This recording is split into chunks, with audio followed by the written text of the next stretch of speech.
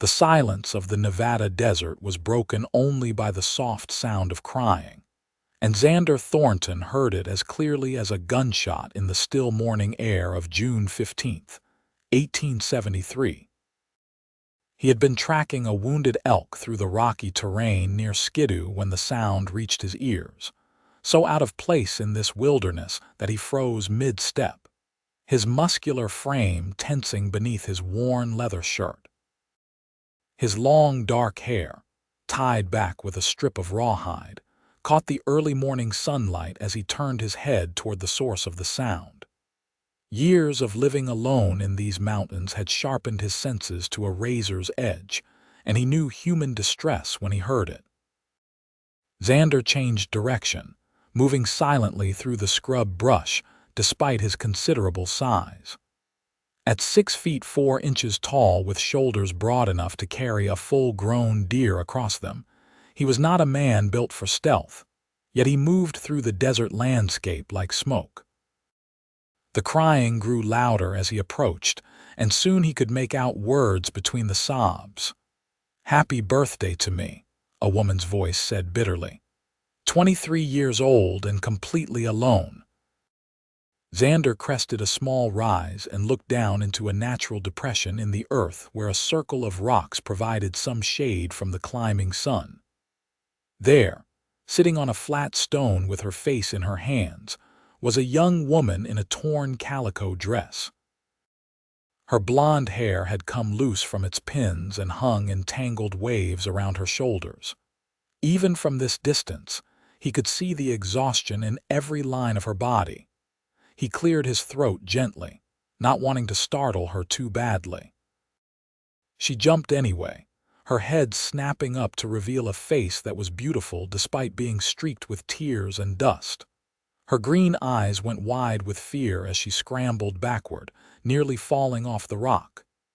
"Easy now," Xander said, raising his hands to show he meant no harm. "I am not going to hurt you. Are you all right?" The woman stared at him, her chest heaving with frightened breaths. She took in his appearance from his weathered boots to the knife at his belt to the rifle slung across his back. Her gaze lingered on his face, on the rough beard that covered his jaw and the concerned expression in his dark eyes. "Please," she whispered. "I am lost. I have been out here all night." Xander started down the slope toward her, moving slowly and carefully. "What happened? Where did you come from?" She wrapped her arms around herself despite the growing heat of the day. "My name is Katherine Reynolds. I was traveling with a wagon train heading west to California. Yesterday afternoon, I went for a walk to gather some wildflowers. I thought I knew the way back, but I got turned around. By the time I realized I was lost, I could not find the trail. I walked until it got too dark to see, and then I found this place and waited for morning. Did you hear them searching for you?" Xander asked, crouching down a few feet away from her so he would not loom over her quite so threateningly. Katherine shook her head, fresh tears spilling down her cheeks. "I called and called, but no one came. When the sun came up, I climbed that ridge over there." She pointed to a rocky outcropping to the east. "I could see the tracks where the wagons had been, but they were gone. They left without me." The pain in her voice made something tighten in Xander's chest. He had been alone in these mountains for 5 years now, ever since the fever had taken his parents and younger sister. He had forgotten what it felt like to care about another person's suffering. "Today is your birthday," he asked quietly. She nodded miserably. 23 years old. "I woke up thinking about how my mother always made apple dumplings for my birthday breakfast. Now I am lost in the desert without even a canteen of water." Xander unslung his pack and pulled out his water skin. "Here, drink slowly." Katherine took the water with trembling hands and sipped gratefully. As she drank, Xander studied her more carefully. Her dress was thin and meant for traveling in warmer weather, but it had torn in several places, probably from catching on brush as she wandered in the dark. Her shoes were worn through at the soles. She had no supplies with her at all, not even a shawl. The wagon train would have gone north toward the pass, Xander said. They are probably a full day ahead by now, maybe more. I know, Katherine said softly. I am never going to catch up to them. Probably not on foot, Xander agreed. But I have a camp about 3 miles from here with horses. I can take you to Skidoo. It is the nearest town, about half a day's ride southwest. You can figure out what to do from there. Hope flickered in Katherine's eyes. You would do that? Help me. I am not going to leave you out here to die, Xander said gruffly. Come on. We should get moving before the day gets too hot. He stood and offered her his hand. Katherine hesitated for only a moment before placing her small hand in his large, calloused one. He pulled her to her feet easily, barely feeling her weight, and tried not to notice how delicate she seemed standing next to him. Can you walk? He asked. Katherine took a few experimental steps and winced. My feet are blistered, but I can manage. Xander frowned. Without another word, he bent and swept her up into his arms as if she weighed nothing at all. Katherine gasped and clutched at his shoulders. What are you doing? You will never make it 3 miles on those feet, Xander said. I can carry you faster than you can walk anyway. But I am too heavy, Katherine protested, even as she instinctively wrapped her arms around his neck. Xander almost smiled. Lady, I have carried full-grown elk across these mountains. You are not too heavy. He set off at a steady pace, his powerful legs eating up the distance with long strides. Katherine held on tightly at first, but gradually she relaxed against his broad chest. She was exhausted, he realized. The fear and the sleepless night had taken their toll. Tell me about the wagon train, he said, partly to keep her awake and partly because he was curious. Where were you coming from? Independence, Missouri, Katherine replied, her voice quiet against his shoulder. I was traveling with the Jameson family.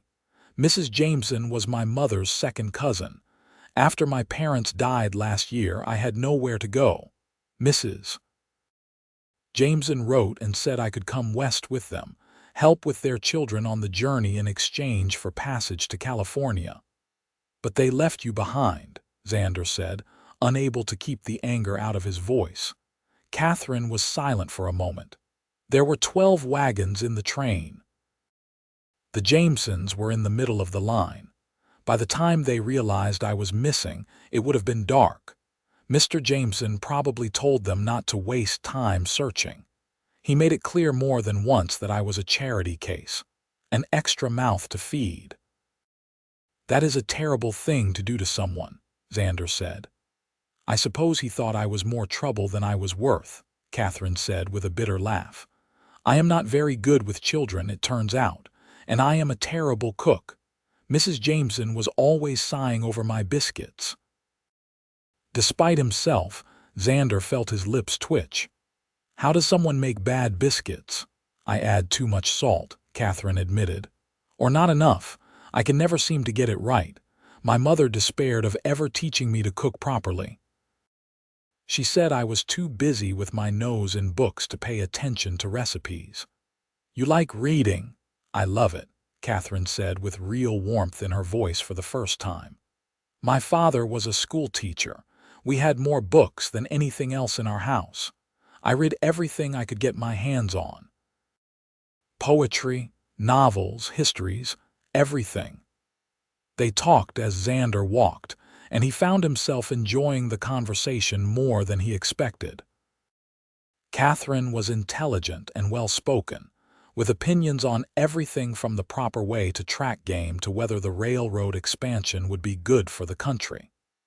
She argued with him when she disagreed, which he found refreshing after years of talking only to himself. The sun was high overhead when they finally reached Xander's camp, a sturdy lean-to built against a rock face with a fire pit surrounded by stones. 2 horses were hobbled nearby, grazing on the sparse grass. They nickered softly as Xander approached. He set Katherine down gently near the fire pit and went to check on the horses. Katherine looked around the camp with open curiosity, taking in the neat organization, the stack of furs waiting to be sold, the supplies stored carefully away from animals. "You live here?" she asked. "For now," Xander said, running his hand along his mare's neck. "I move around depending on the season and where the hunting is good. I trap in winter, hunt and trade in summer." "That sounds lonely." Xander shrugged his massive shoulders. "I am used to it." He brought out some jerky and hardtack from his supplies and handed them to Katherine. She ate hungrily, not complaining about the rough food. While she ate, Xander went to his pack and pulled out a spare shirt and a length of rope he could use as a belt. "Your dress is torn," he said, holding out the shirt.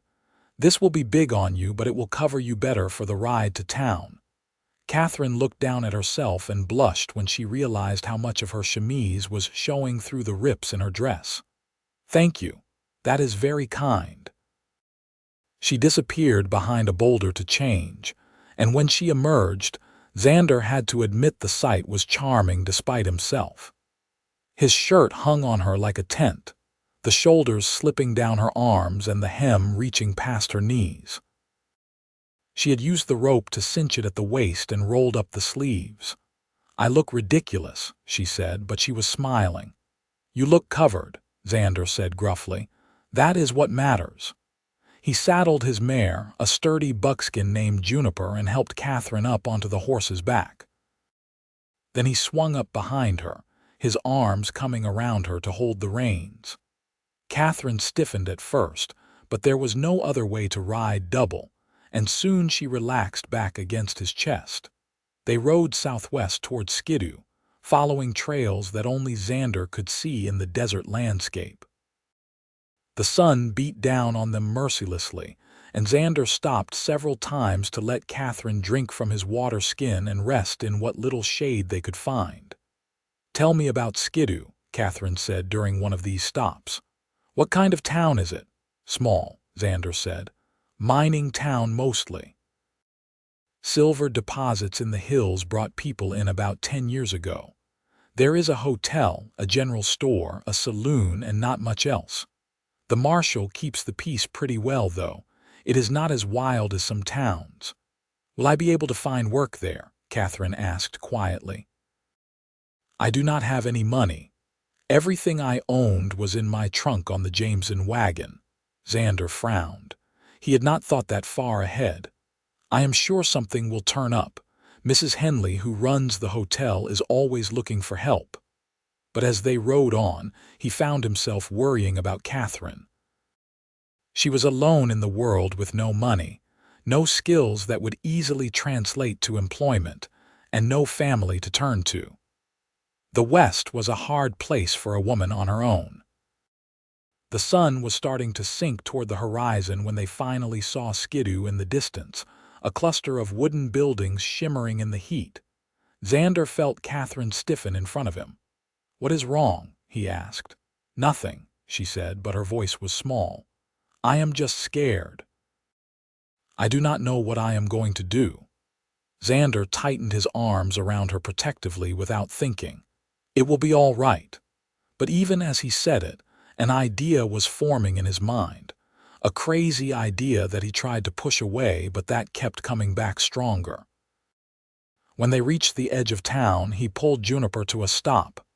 "Katherine," he said, "what if you did not stay in Skidoo?" She twisted in the saddle to look at him, confused. "What do you mean? I mean, what if you came back to the mountains with me?" "Just for a while," he added quickly when her eyes went wide. "Until you figure out what you want to do. I could use help around camp, and you would have a safe place to stay while you make a plan." "I could not possibly," Katherine said, but he could hear the longing in her voice. "It would not be proper. People would talk." "There is nobody up there to talk," Xander pointed out, "and I am not suggesting anything improper. You would have your own space, your own bedroll. I just thought it might be better than being alone in a strange town with no money." Katherine bit her lip, clearly torn. "Why would you do this for me? You do not even know me." Xander was quiet for a long moment. "It is your birthday," he said finally. "You should not have to spend it scared and alone. Let me give you something better than that, at least for tonight. If you decide tomorrow that you want to come to town, I will bring you and not say another word about it." Katherine searched his face, and whatever she saw there must have reassured her because she slowly nodded. "All right, just for tonight." Xander turned Juniper around and headed back the way they had come. As they rode, he tried to understand what had possessed him to make such an offer. He had been alone for 5 years by choice, preferring the company of the mountains to the complications of other people. Yet here he was, bringing a woman back to his camp, extending his solitude indefinitely. It was because of the tears, he decided. He could not stand the thought of Katherine crying alone on her birthday, not when he had the power to prevent it.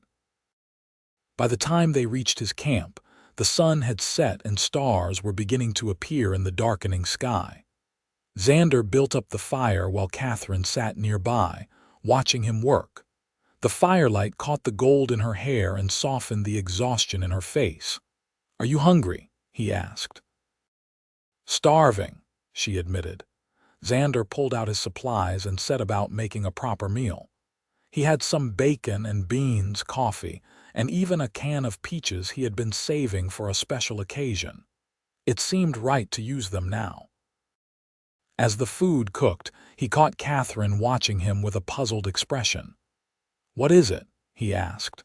"You are not what I expected when I first saw you," she said. "You looked so fierce and intimidating, but you have been nothing but kind to me."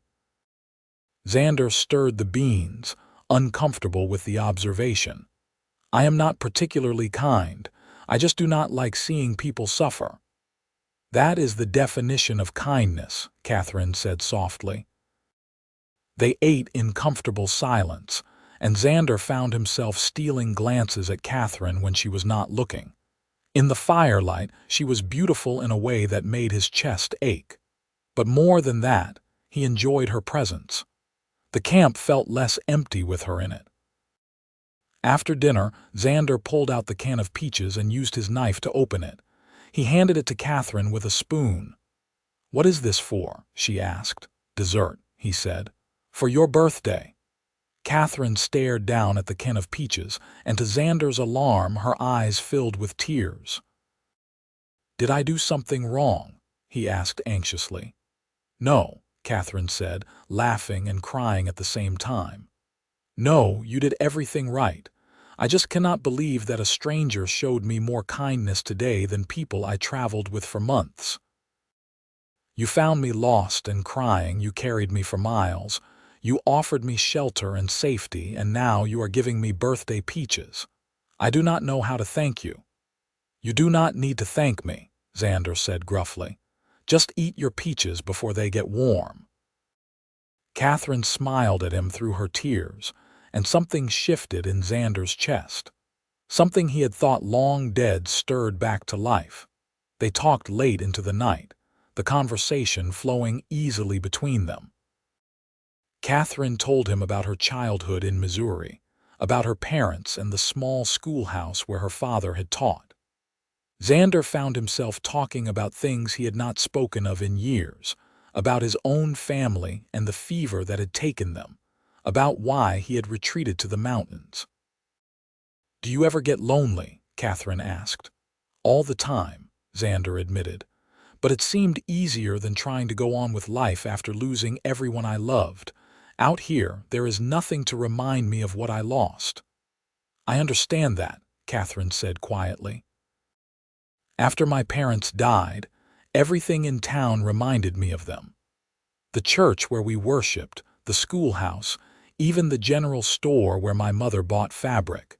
Mrs. Jameson's offer to go west seemed like a blessing, a chance to start over somewhere new.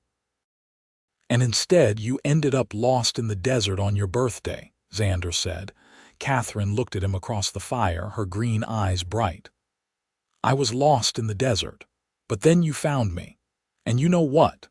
Despite everything, this has turned into a better birthday than I could have imagined. I will remember this day with joy, not sorrow. You gave me that." The sincerity in her voice moved Xander more than he wanted to admit. He stood abruptly, suddenly needing to move. "You should get some sleep. I will set up a bedroll for you in the lean-to."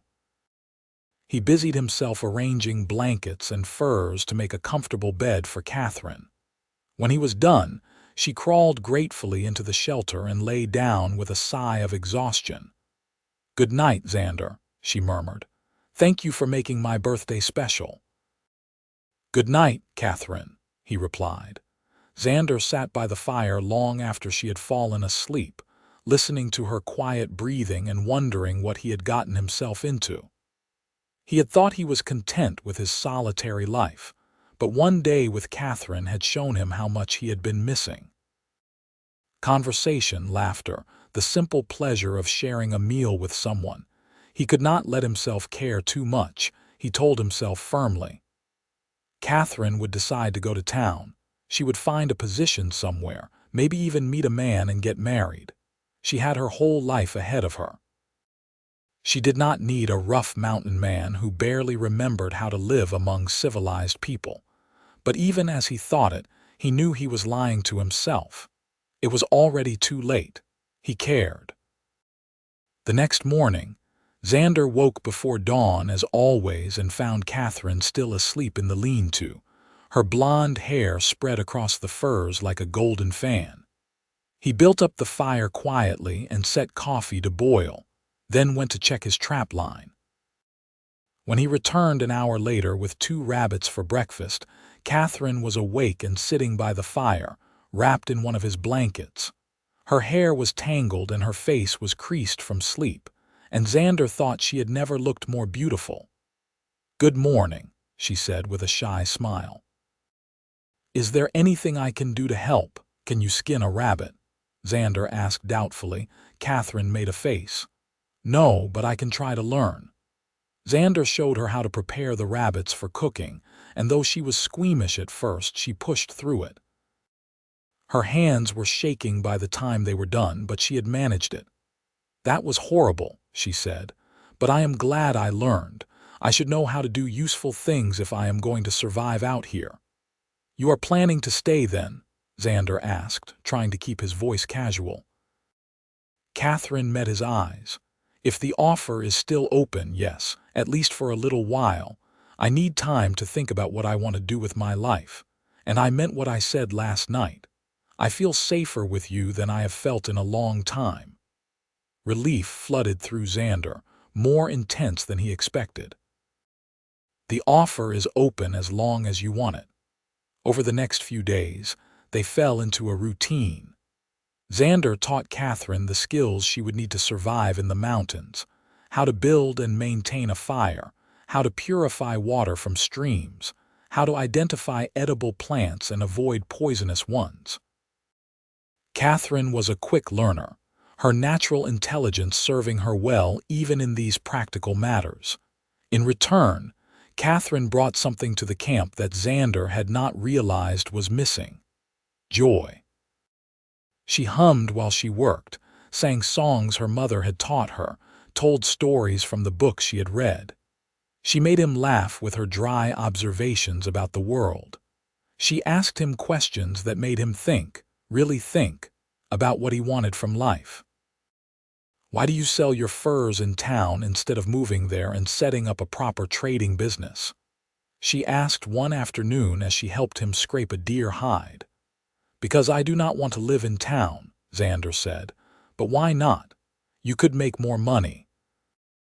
You could have a real house instead of a lean-to. You could have friends." Xander was quiet for a moment, considering.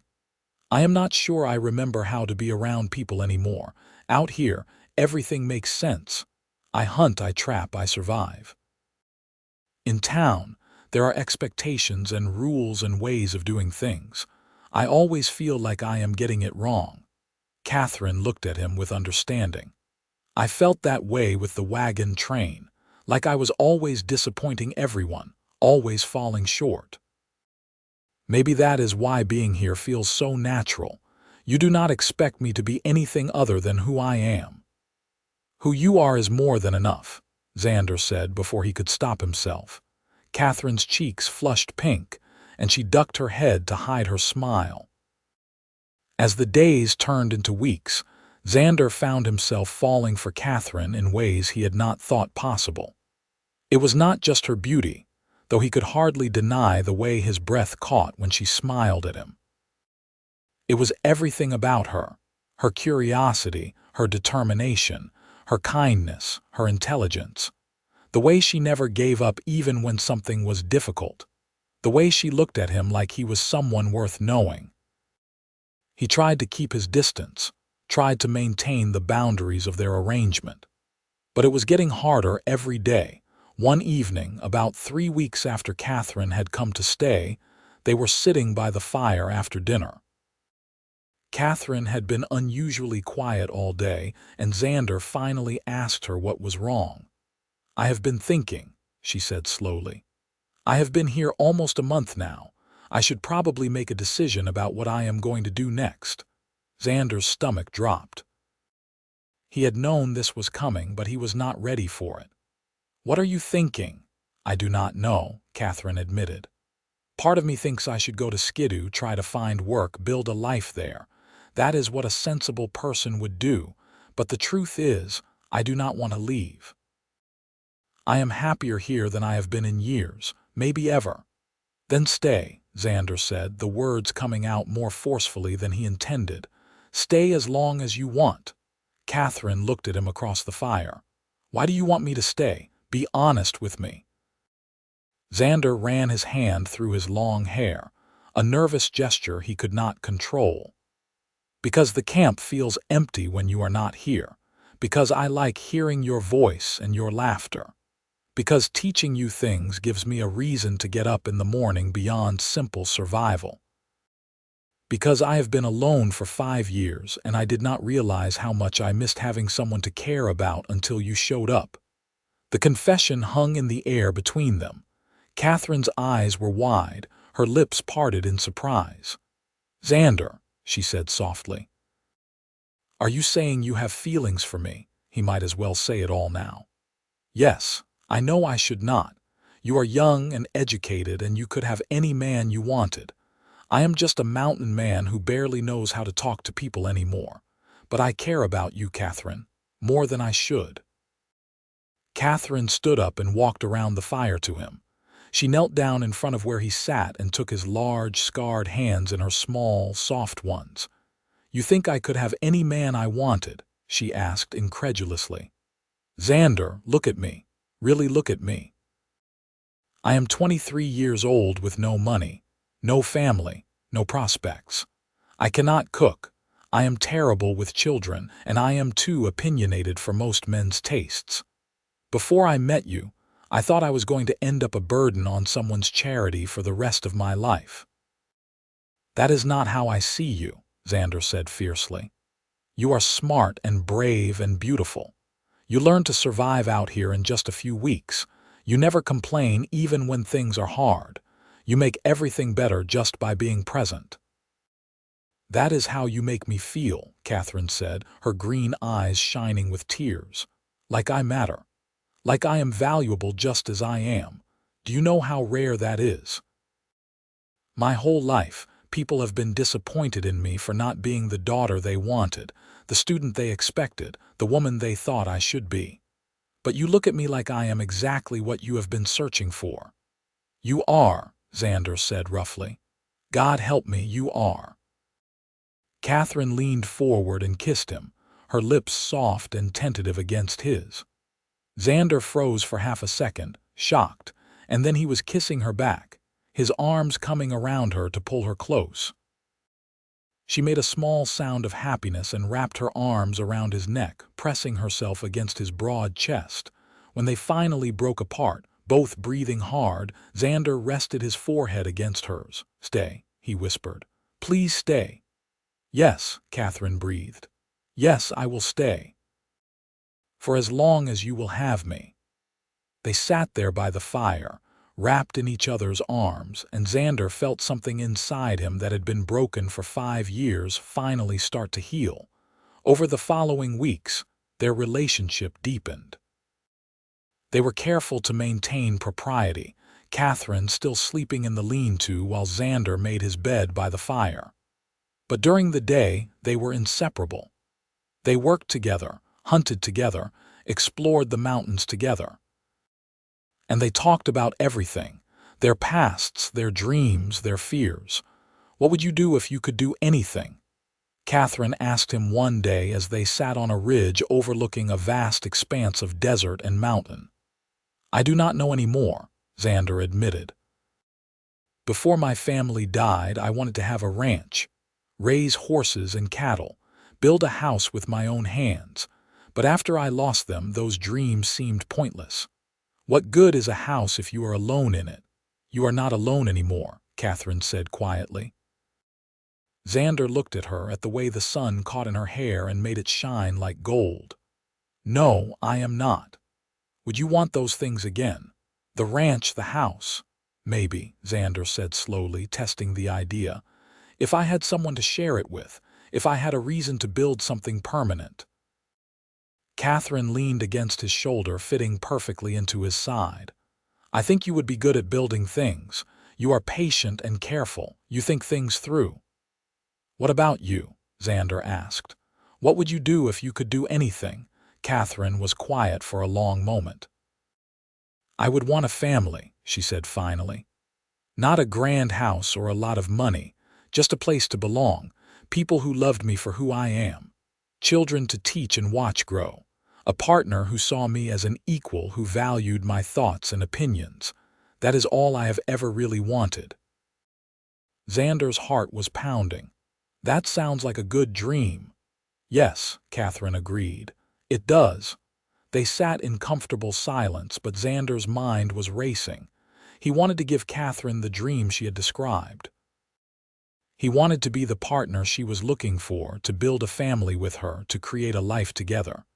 But he had nothing to offer her except himself and a rough life in the mountains. The question came out before he could stop it. Would that be enough for you? A simple life? I will never be rich, Katherine.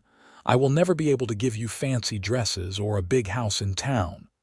But I could build you a cabin, raise some livestock, provide for you and any children we might have. Would that be enough? Katherine sat up and looked at him, her eyes searching his face. Are you asking me to marry you? Xander swallowed hard. This was not how he had planned to do this, but there was no taking the words back now. I guess I am. I know we have not known each other very long, but I cannot imagine my life without you anymore. You make me want to be more than I am. You make me want to build something lasting. I love you, Katherine. Tears were streaming down Katherine's face, but she was smiling. I love you too. And yes, that life would be more than enough. It would be everything I have ever wanted. So yes, Xander Thornton, I will marry you. Xander pulled her into his arms and kissed her deeply, pouring all of his love and gratitude and hope into that kiss. When they finally broke apart, he rested his forehead against hers. We should do this properly, he said. Go to town, get married by a minister or a justice of the peace. I want to do right by you. When? Katherine asked. As soon as possible, Xander said. Tomorrow, if the town has someone who can perform a marriage. Katherine laughed, the sound full of joy. Tomorrow, then. They rode to Skidoo the next morning, both of them too excited to wait any longer. The town was busy when they arrived, miners coming and going from the silver claims in the hills. Xander helped Katherine down from Juniper and took her hand, not caring who saw. They found the town minister, Reverend Walsh, at the small church on the edge of town. He was an older man with kind eyes who did not ask too many questions when Xander explained that they wanted to be married as soon as possible. You have witnesses? Reverend Walsh asked. We can find some, Xander said. As it turned out, that was not difficult. Mrs. Henley from the hotel was delighted to be asked and insisted on standing up for Katherine. The town marshal, a gruff man named Garrett, agreed to stand up for Xander. Within an hour, everything was arranged. The ceremony was simple and short. held in the small church with dust motes dancing in the afternoon sunlight that streamed through the windows. Katherine wore a simple blue dress that Mrs. Henley had lent her, and Xander had cleaned up as best he could, shaving his beard down to a close trim and tying his long hair back neatly. When Reverend Walsh asked him to repeat his vows, Xander's voice was steady and sure. He had never been more certain of anything in his life than he was about marrying Katherine.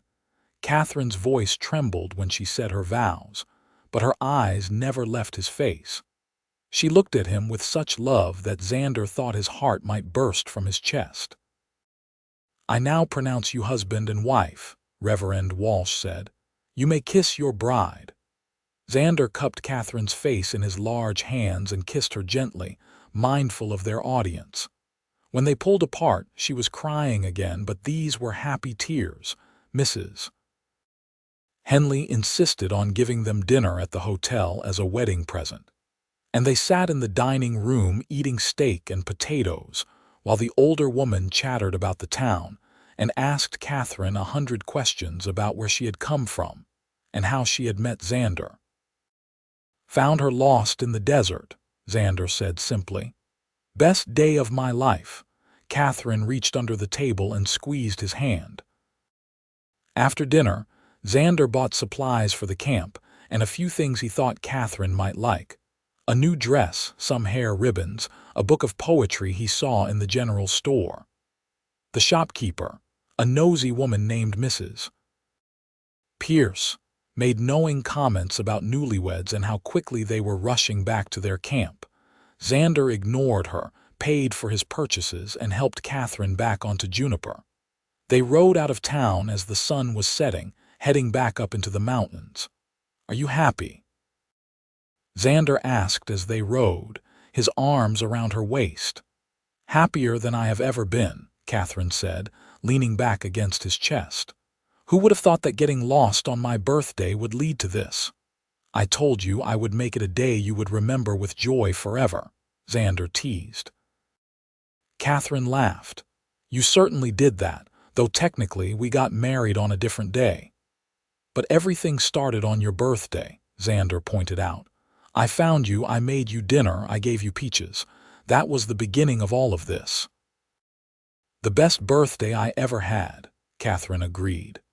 When they reached the camp, Xander built up the fire and set about making improvements to the lean-to to turn it into a proper shelter for 2 people. Katherine helped him, and they worked together as the stars came out overhead. That night, they lay together under the blankets, Katherine nestled against Xander's broad chest, his strong arms wrapped protectively around her. They talked quietly about their plans for the future, finding a good piece of land, building a cabin before winter came, starting their life together properly.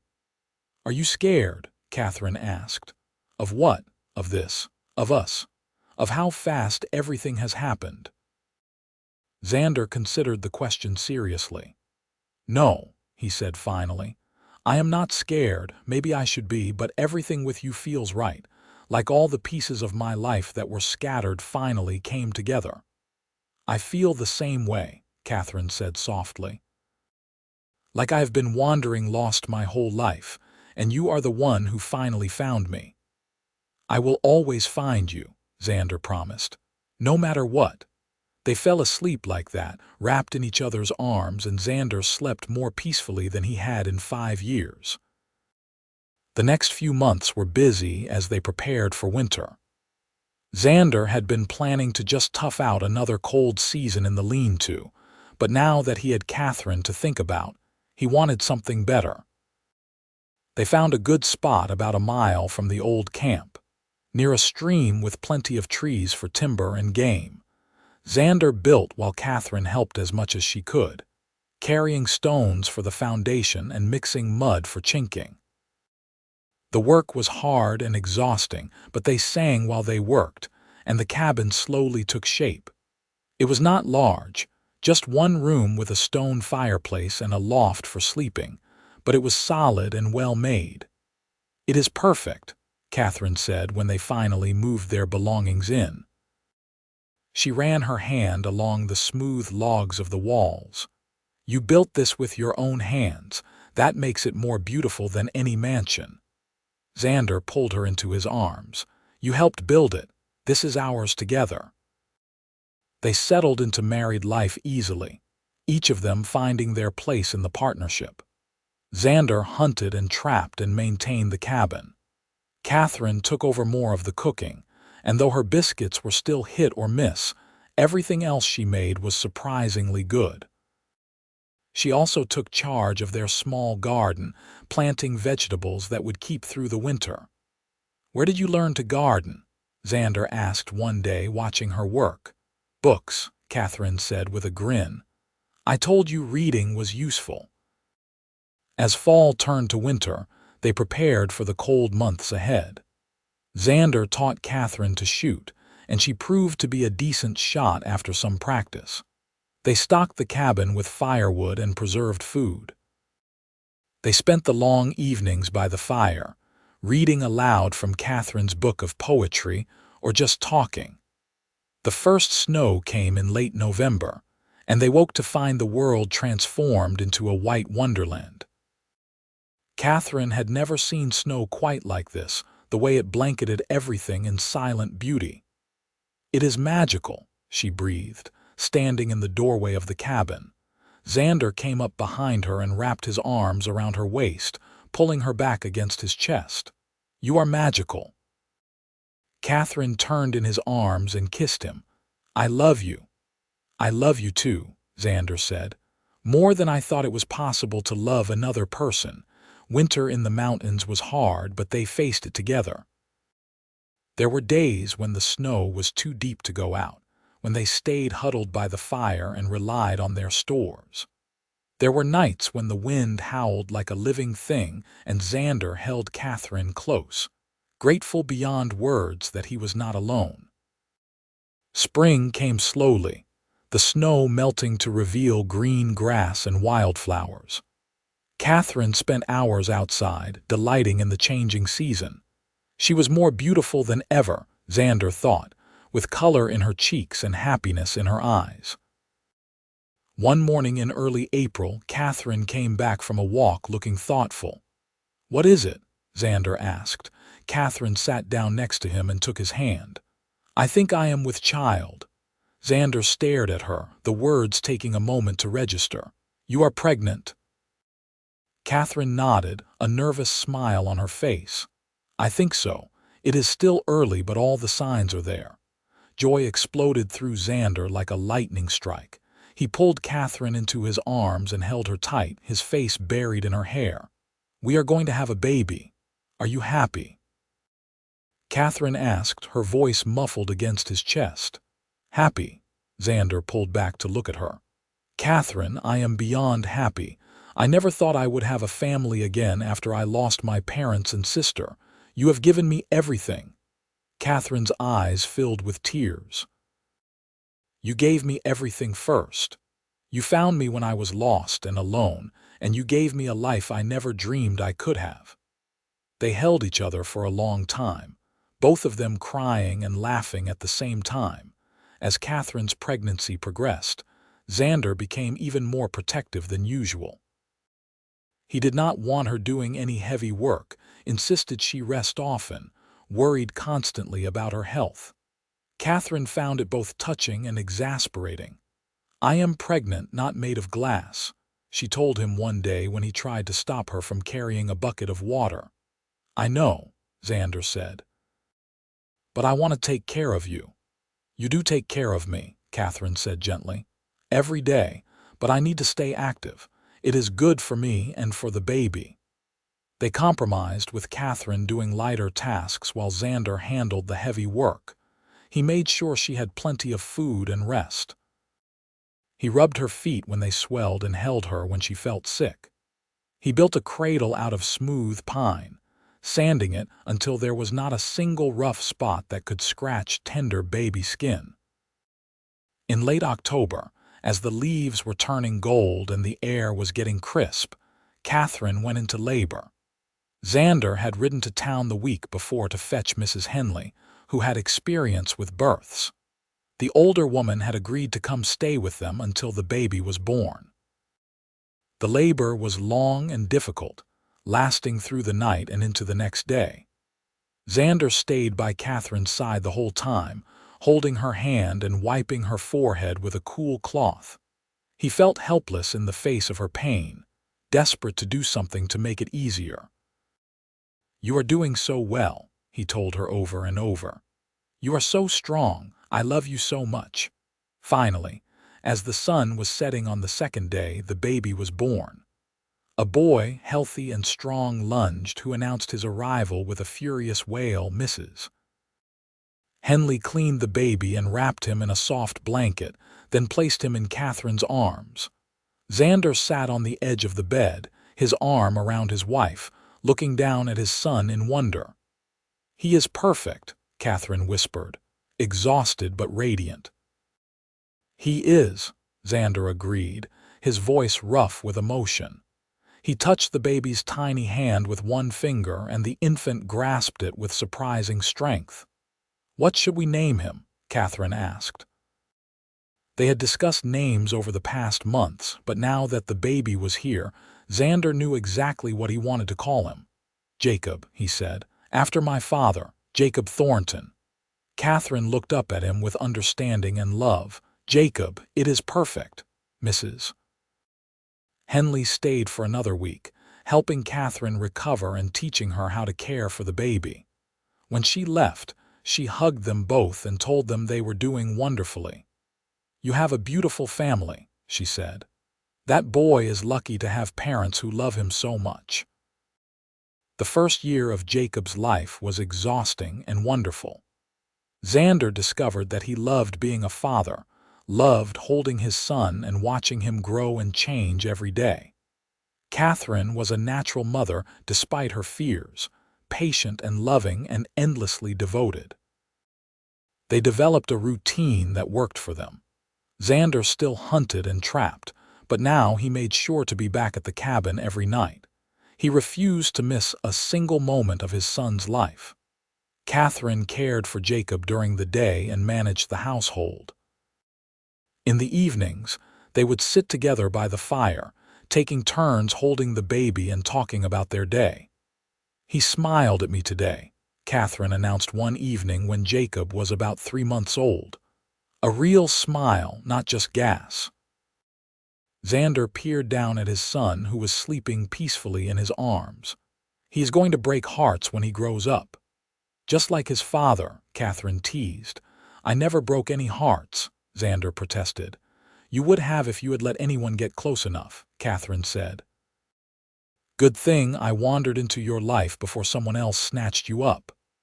"I was not exactly a catch," Xander said dryly. "A hermit living in a lean-to in the mountains." "You were exactly what I needed," Katherine said seriously. "You still are."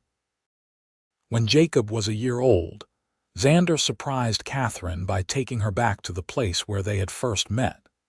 He had asked Mrs. Henley to watch Jacob for the day, giving them some time alone together for the first time since the baby was born. They rode out to the rocky depression where he had found her sitting alone and crying on her 23rd birthday. Katherine looked around, clearly recognizing the place. "Why did you bring me here?" she asked. Xander helped her down from the horse and led her to the flat rock where she had been sitting that day. "Because this is where it all started. 2 years ago today, I found you here. You were lost and alone and crying on your birthday. I promised myself that day that I would make it a birthday you would remember with joy forever." Katherine's eyes were shining with unshed tears. "You did. You absolutely did.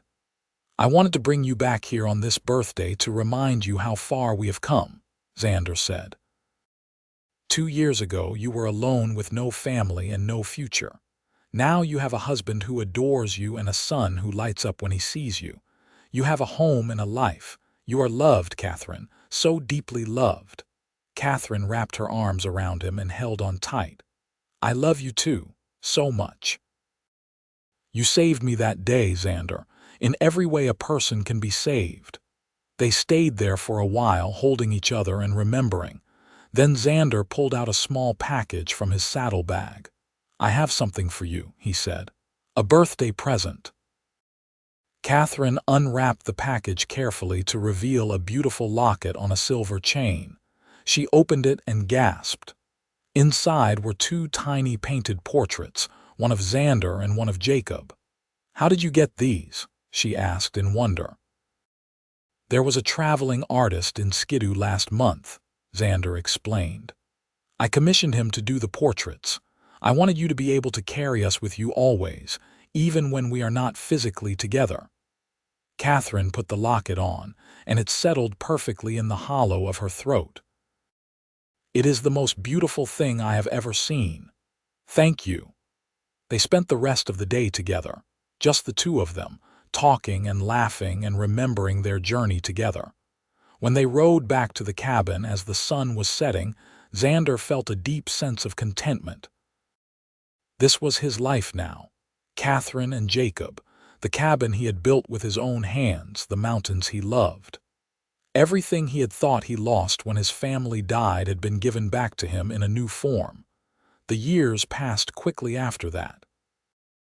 Jacob grew into a bright, curious boy who loved exploring the mountains with his father. When he was 3, Katherine gave birth to a daughter they named Rose, a sweet-tempered baby with her mother's blonde hair and her father's dark eyes. 2 years after that came another son, Samuel, who had Xander's serious nature and Katherine's quick mind. Xander expanded the cabin as their family grew, adding rooms and improving the structure. What had started as a simple one-room dwelling became a proper homestead. He built a barn for the horses and chickens they had acquired, a root cellar for storing food, a workshop where he could make furniture and tools. Katherine started teaching the children to read as soon as they were old enough, using the books she had slowly collected over the years. She taught them about plants and animals, about history and geography. She told them stories about their father finding her lost in the desert and how it had been the beginning of their family. "Papa saved Mama," Jacob would tell his younger siblings with pride. "He carried her for miles and gave her peaches for her birthday. And then they fell in love," Rose would add romantically. Xander would shake his head and pull Katherine close. "I am the one who was saved," he would say. "I was lost long before your mother was. She is the one who found me." The family made trips to Skidoo several times a year for supplies and to maintain connections with the few friends they had made in town. The children looked forward to these trips, excited to see other people and hear news from the wider world. But they were always happy to return to the mountains, to the home their parents had built, when Jacob was 10, Rose 7, and Samuel 5. Xander decided it was time to make their land claim official. He rode to the nearest land office and filed the proper paperwork, purchasing the 160 acres they had been living on. The land was legally theirs now, something permanent to pass down to their children. "We are landowners," he told Katherine when he returned, showing her the deed. Katherine held the paper carefully, reading it over. "The Thornton family homestead. It sounds so official." "It is real now," Xander said. "This land is ours. This home is ours. Everything we have built together is solid and permanent. I want our children to know they have roots, a place they belong." Katherine kissed him softly. "They already know that. We have given them something more valuable than land, Xander. We have given them a family filled with love.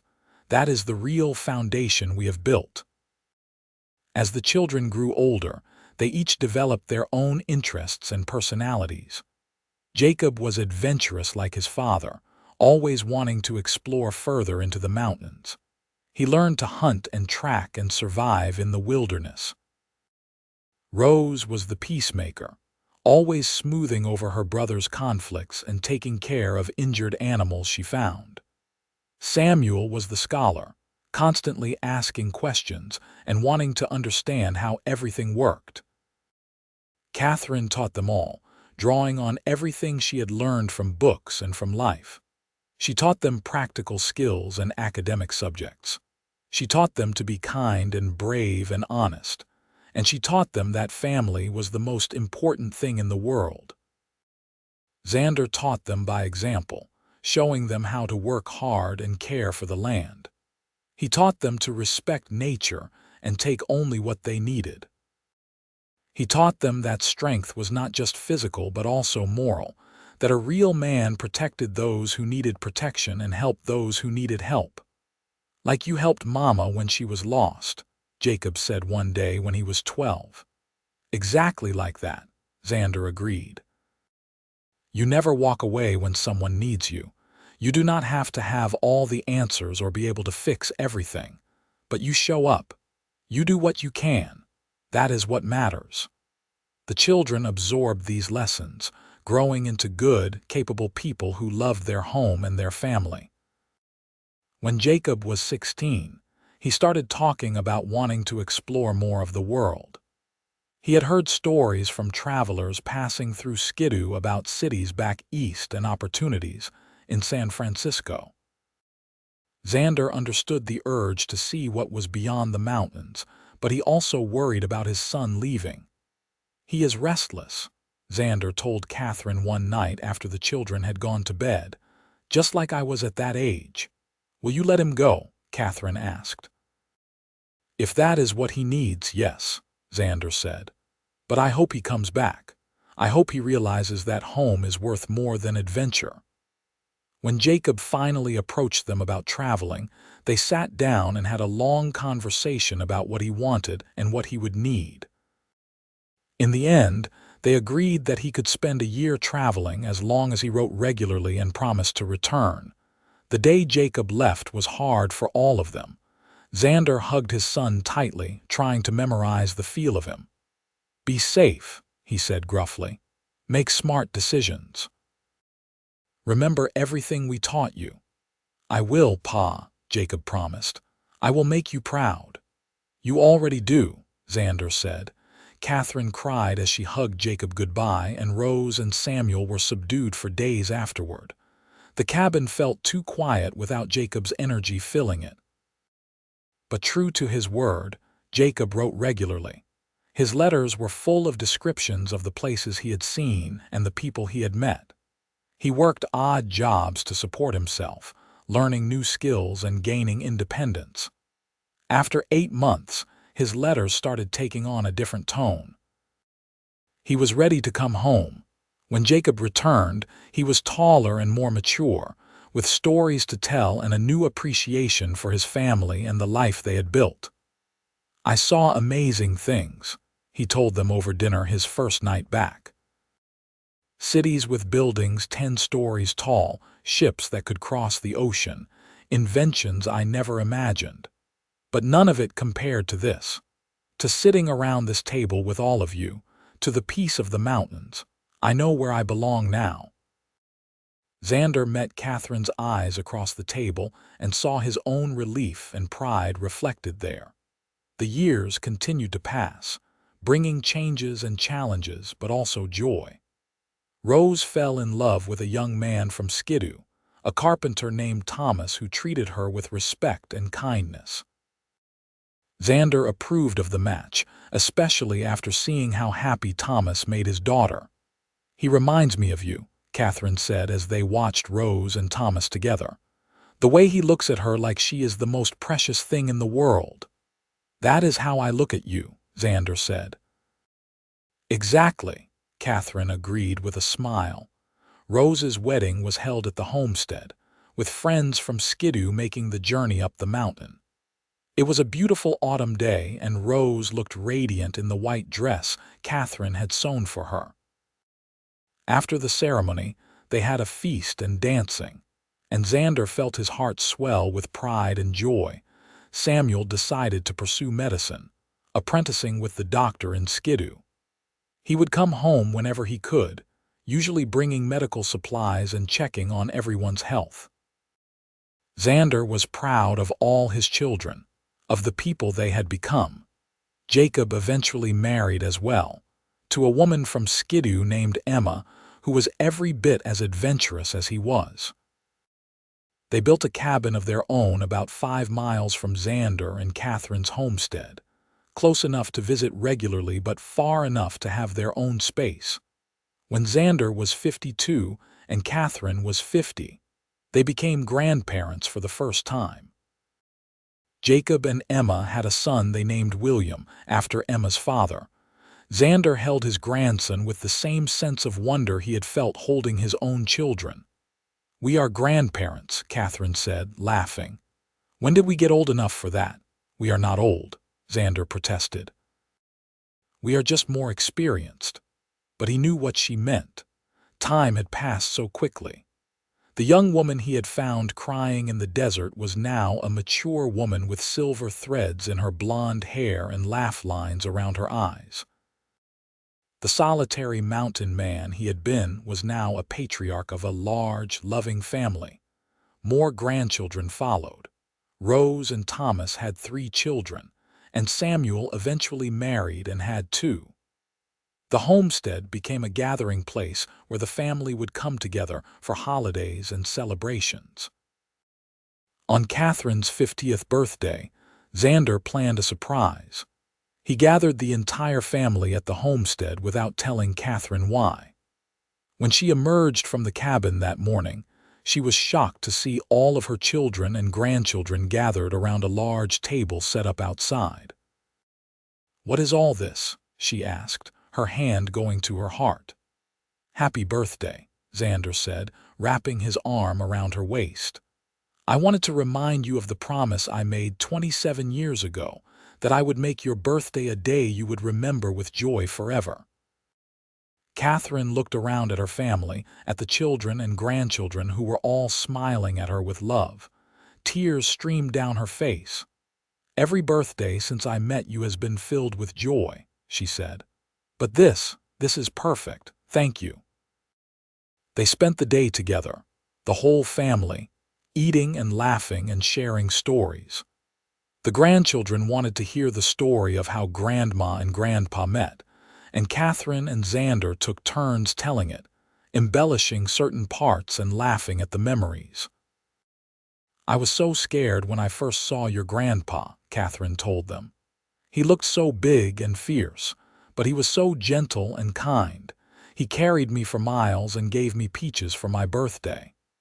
"And I knew from that first day that she was special," Xander added. "The most remarkable woman I had ever met. I fell in love with her before I even knew what was happening."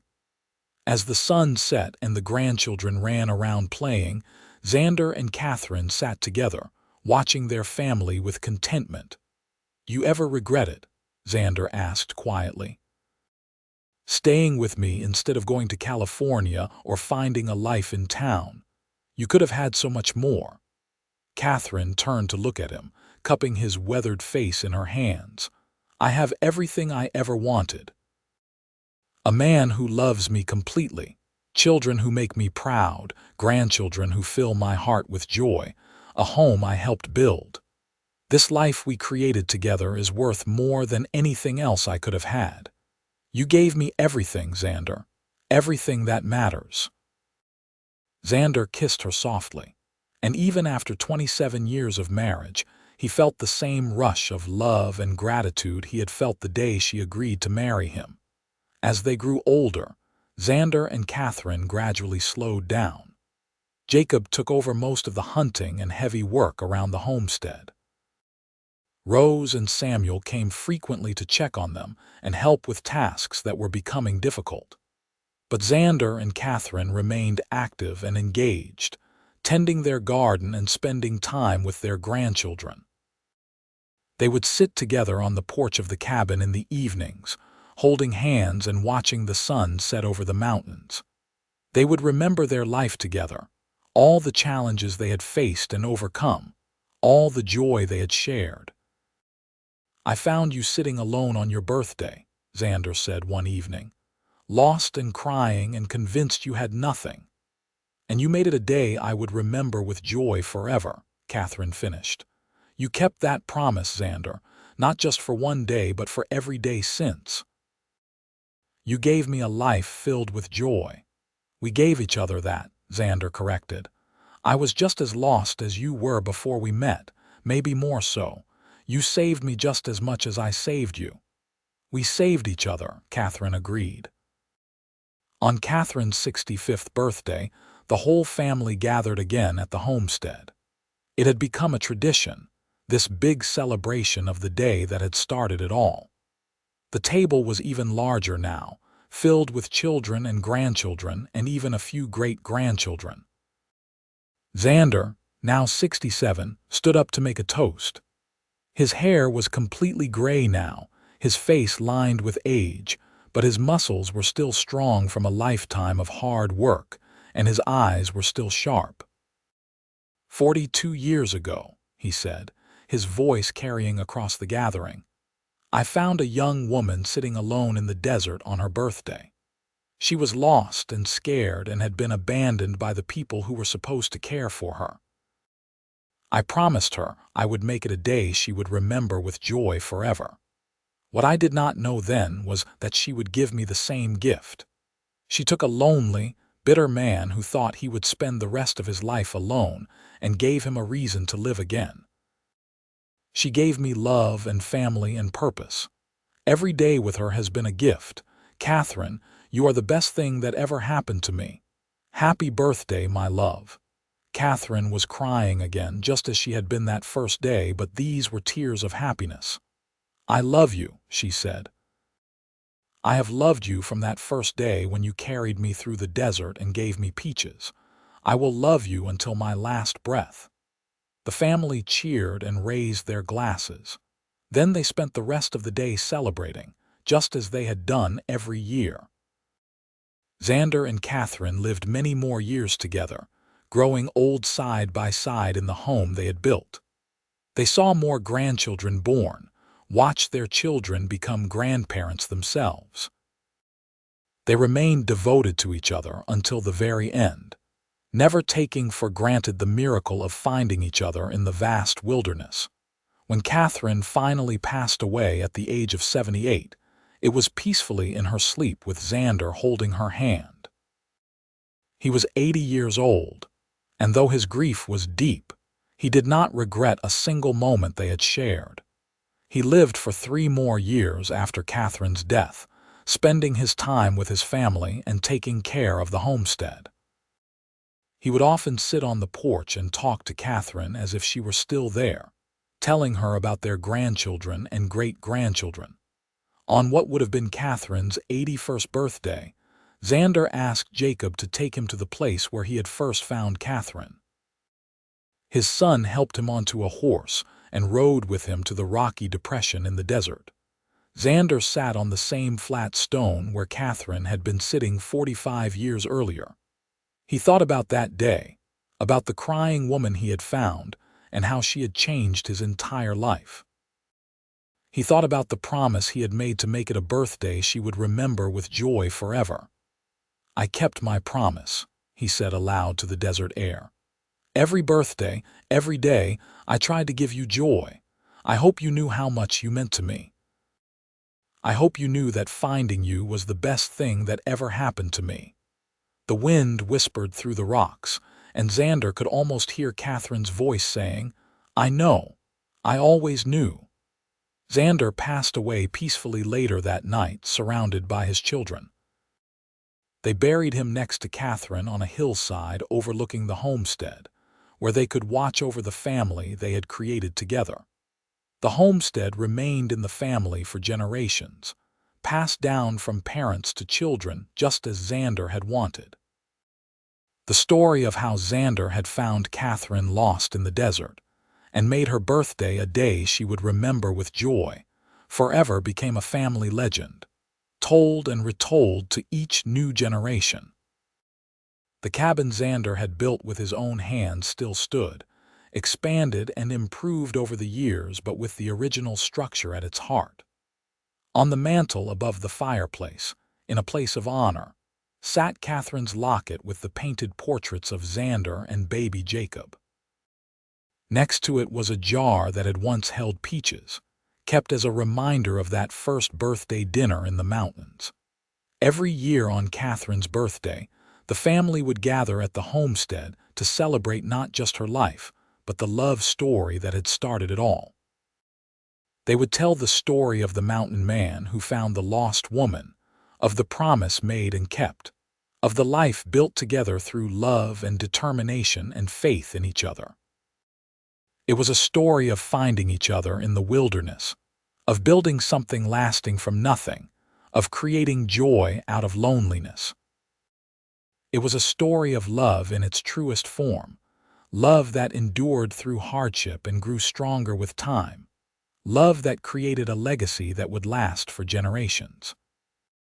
And though Xander and Katherine were gone, their love remained, woven into every log of the cabin they had built, every tree on the land they had claimed, every child and grandchild who carried their blood. They had found each other in the vast wilderness of the Nevada desert, two lost souls who became each other's home. The mountain man had indeed made Catherine's birthday a day she would remember with joy forever. And in doing so, he had created a life and a love story that would be remembered with joy for generations to come. Their family continued to thrive on the land they had claimed, each generation adding their own chapter to the story, but always honoring the foundation that Xander and Katherine had laid.